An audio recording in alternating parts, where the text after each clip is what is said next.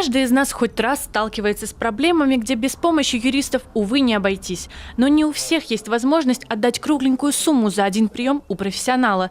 В таких случаях несколько раз в год Российская ассоциация юристов проводит бесплатные консультации по всей стране. Акция проводится ежегодно, ассоциация 4 раза в год, ежеквартально получается. Она нацелена на то, чтобы проинформировать людей вообще о местах оказания бесплатной юридической помощи, о существовании нескольких систем оказания бесплатной юридической помощи. В принципе, дать людям полную информацию для того, чтобы они пользовались правом на бесплатную юридическую помощь.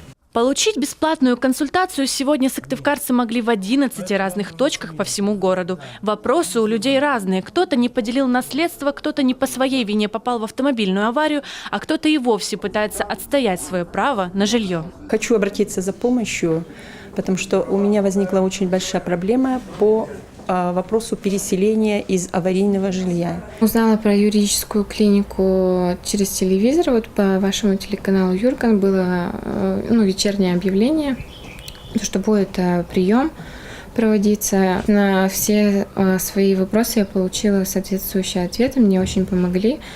И в дальнейшем тоже планирую обращаться.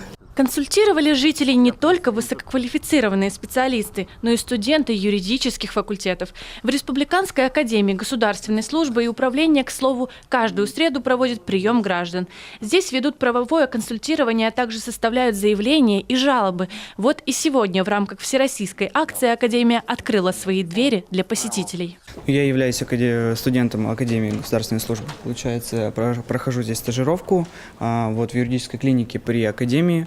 Мы осуществляем юридическую помощь гражданам, помогаем в разрешении юридических вопросов, оказываем помощь соответствующих. Нас консультирует наша преподаватель Анастасия Валерьевна.